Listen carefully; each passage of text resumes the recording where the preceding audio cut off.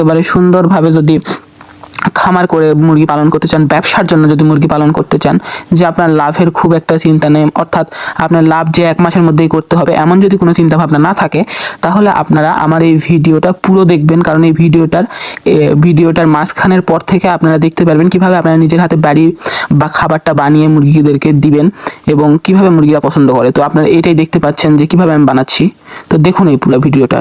তো আসসালামু আলাইকুম গাইজ, আশা করি আপনারা সবাই অনেক বেশি ভালো আছেন, আমরাও ভালো আছি। তো আপনাদের জন্য আজকে আমি একটি নতুন ভিডিও নিয়ে এসেছি। এই ভিডিওর মাধ্যমে আমি আপনাদেরকে বলবো কিভাবে আপনারা খাবার তৈরির মাধ্যমে মুরগিদের খুব তাড়াতাড়ি ওজন বৃদ্ধি করতে পারেন এবং মুরগিতে কিভাবে ওজনের মাধ্যমে লাভবান হতে পারেন।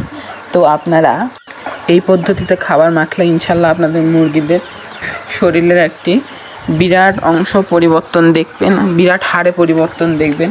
মুরগিদের ওজন খুব তাড়াতাড়ি বৃদ্ধি পাবে এবং এর মাধ্যমে আপনাদের খরচও অনেক কমে আসবে।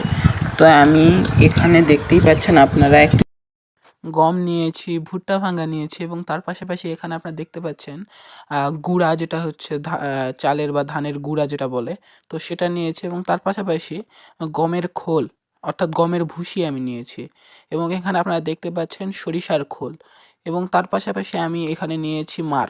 তো এই সব উপাদানের কী হচ্ছে কী উপকারিতা রয়েছে এবং কী জন্যে আমি এগুলো ব্যবহার করছি এবং তার পাশাপাশি এগুলো ব্যবহার করার ফলে মুরগিদের কী ধরনের পরিবর্তন ঘটবে, অর্থাৎ কোনটার কী গুণ, এগুলো আমি আপনাদেরকে সব বলে দিব। এবং আপনারা জানেন যে হচ্ছে মুরগির খাবার বাবদ সবচেয়ে বেশি টাকা খরচ হয়, অর্থাৎ মুরগির ফিড কিনতে বেশিরভাগ খামারেরই সবচেয়ে বেশি টাকা খরচ হয় এবং এই খাবারের দামই মেকআপ করতে মুরগিদেরকে পালন করাটা অনেক একটু ব্যয়বহুল হয়ে যায়।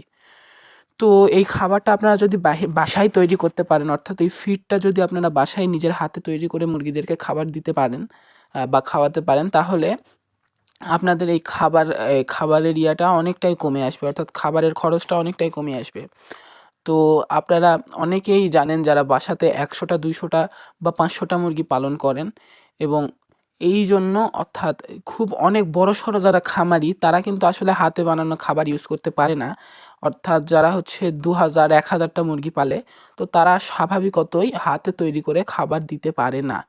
তো তারা ফিডের মাধ্যমে মুরগিদেরকে খাবার খাইয়ে থাকে এবং আমরা যারা 100টা মুরগি পালন করি বা 200টা বা 500টা মুরগি সর্বোচ্চ পালন করি, তো তারা এই হাতে বানানো খাবারটা দিয়ে মুরগিদেরকে আপনারা লালন পালন করে খুব সুন্দরভাবে খুব সুন্দর ফলাফল পেতে পারেন এবং ফিডের মতনই উপাদান এখানে রয়েছে। ফিডে যেসব উপাদান দেওয়া হয় সেই সব উপাদানে আমি এখানে দিয়েছি এবং